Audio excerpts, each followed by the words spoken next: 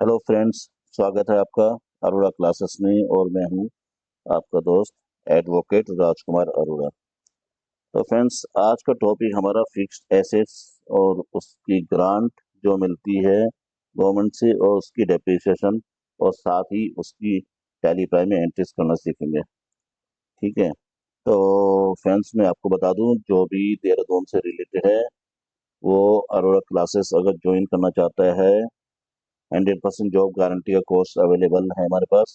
100% job guarantee दिलाते हैं accountant की जॉब, तो ज्वाइन कर सकता है, जिसमें हम Tally, accounting, audit, GST, income tax, TDS, EPFI etcetera पूरी फुल प्रैक्टिकल नॉलेज करवाते हैं।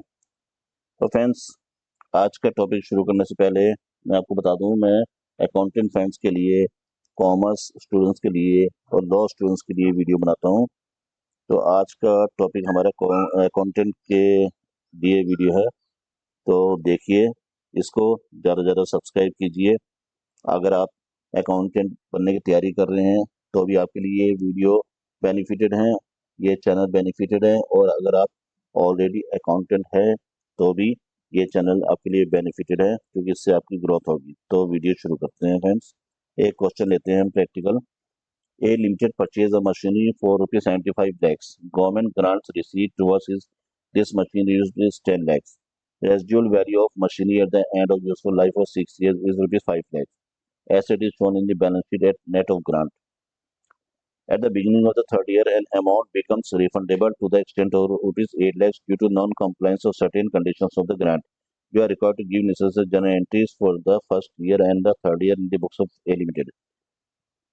ए लिमिटेड को क्या हुआ, एक मशीनरी 75 लाख रुपए की परचेस करी है, गवर्नमेंट ग्रांट मिली है 10 लाख रुपए की, और मशीनरी की रेजिडुअल वैल्यू है 6 साल की, और 5 लाख, सॉरी 5 लाख की रेजिडुअल वैल्यू है, 6 साल चलेगी।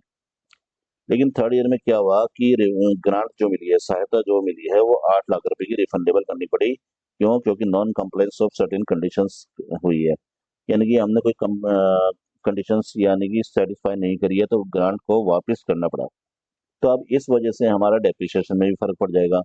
तो बस ये क्वेश्चन इसी पे डिपेंड है कि जब गवर्नमेंट ग्रांट मिली है तब डेप्रिसिएशन कैसे लगेगा, और गवर्नमेंट ग्रांट जब वापस करी है तब डेप्रिसिएशन कैसे लगेगा, किस तरीके से लगेगा, और टैली में उसकी एंट्रीज कैसे बनाएंगे। तो फ्रेंड, शुरू करते हैं। सबसे पहले तो जब आपने मशीनरी एक खरीदी 75 लाख रुपए की, तो fixed asset account debit to PNB. ठीक है। अब उसके बाद मैं आपको बता दूं, सबसे पहले जो हमने 75 लाख रुपए की मशीनरी खरीदी थी, गवर्नमेंट ग्रांट हमें मिली है 10 लाख रुपए की। अब देख लीजिए, अब PNB account debit to fixed assets 10 lakh रुपए की हमारे को गवर्नमेंट ग्रांट मिली है, उसकी एंट्री हमने बना ली। उसके बाद depreciation account debit to fixed assets, मैं आपको बता दूं डेप्रिसिएशन हमने कैसे निकाला है। सबसे पहले देख लीजिए, डेप्रिसिएशन फर्स्ट ईयर में कॉस्ट ऑफ एसेट्स कितनी की थी? 75 लाख की। ग्रांट रिसीव्ड 10 लाख की, तो एक्चुअल में कॉस्ट 65 लाख रुपए की। 65 लाख माइनस 5 लाख रुपए की रेजिडुअल वैल्यू थी, डिवाइड बाई 6, 6 साल चलेगी, तो हर साल का डेप्रिसिएशन हो गया 10 लाख रुपए। आप वापस आइए, जो मैंने एसेट्स की एंट्री बना रखी डेप्रिसिएशन की, depreciation account debit to fix assets, और फिर उसी साल प्रॉफिट एंड लॉस अकाउंट में ट्रांसफर कर दो, profit and loss account debit depreciation account. ये तो होगी फर्स्ट ईयर की एंट्री। आप थर्ड ईयर में आइए, गवर्नमेंट ग्रांट वापस करनी पड़ी हमें 8 लाख रुपए की। ठीक है, नॉन कंप्लायंस हो गया था, तो fix assets account debit bank account government grant वापस कर दी। फिर आया depreciation account debit fix assets. अब ये 12 लाख रुपए कैसे हैं, तो इसकी कैलकुलेशन देख लेते हैं। पहले 10 लाख था, 12 लाख रुपए हो गया, कैसे हुआ? यहाँ जी, कॉस्ट एसेट की थर्ड ईयर में कितनी थी? 75 लाख रुपए की। ग्रांट रिसीव्ड 10, 65 होगी। 65 डेप्रिसिएशन 2 साल का लगाया हमने, 10 लाख रुपए के हिसाब से 20 लाख। अब वैल्यू आ गई हमारे पास 45 लाख। 45 लाख में value asset at the beginning of third year plus government grants refundable. Government grant हमने रिफंडेबल कर दी 8 लाख, तो वैल्यू कितने की निकल कर आ गई? 53 लाख रुपए की। तो डेप्रिसिएशन लगा 53 लाख में से 5 लाख रेजिड्यू वैल्यू माइनस करके, अब वो चलेगी 4 साल, क्योंकि 2 साल तो पहले बीत चुके हैं, 6 साल चल रही थी कुल। तो 12 लाख रुपए की 12 लाख रुपए का डेप्रिसिएशन लगेगा इसमें हर साल। ठीक है फ्रेंड, तो हमने पहले तो ये रिफंडेबल की एंट्री बना ली, fix asset account debit to bank account, 8 lakh रुपए गवर्नमेंट ग्रांट रिफंड करा दिया। फिर हमने एंट्री बनाई depreciation account debit to fixed assets third year में, 12 लाख रुपए की डेप्रिसिएशन की वैल्यू मैंने दिखाई साथ साथ, और प्रॉफिट एंड लॉस अकाउंट में फिर ट्रांसफर कर दिया profit loss account debit to depreciation account. अब देखते हैं हम इसको सारी एंट्रीज को टैली प्राइम में करते हुए। बड़ी सिंपल सी एंट्रीज हैं टैली प्राइम में। हमारे पास डेबिट में आए और हमने देखा, पहले हमने 75 लाख रुपए की मशीनरी खरीदी, fix asset account debit to PNB 75 lakh की, ठीक है, पेमेंट करते हुए दिखा दिया मैंने। और हमें 10 लाख रुपए का गवर्नमेंट ग्रांट मिला है, bank PNB account debit to fix asset 10 lakh रुपए की एंट्री बनाई हमने। गवर्नमेंट ग्राम वर्डिंग से नहीं, गवर्नमेंट ग्रांट से नई वर्डिंग बनेगी, ठीक है।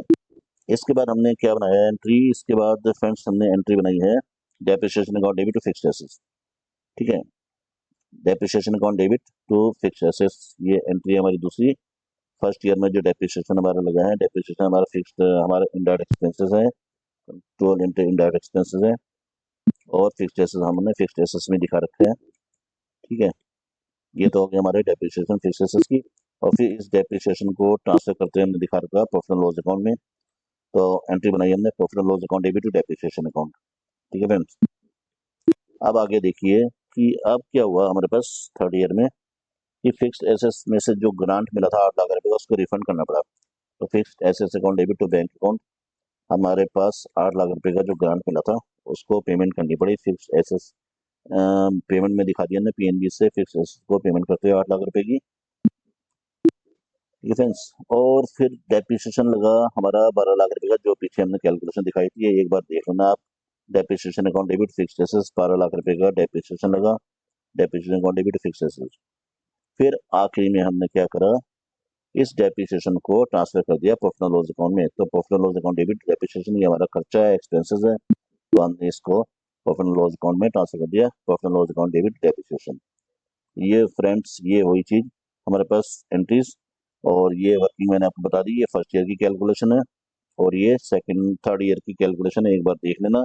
और इसका इफेक्ट हमारा प्रॉफिट एंड लॉस अकाउंट पे क्या पड़ेगा, प्रॉफिट एंड लॉस अकाउंट पे सिर्फ हमारे पास इनडायरेक्ट एक्सपेंसेस आएगा, फिक्स एसेट्स निकल कर आएगा और कुछ नहीं आएगा, ठीक है।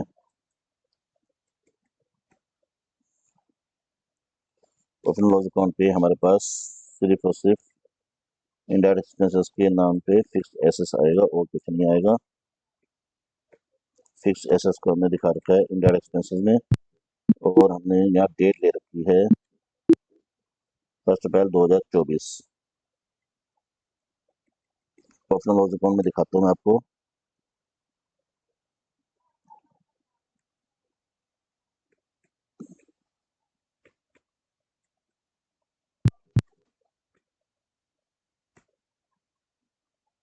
इसमें हमारे पास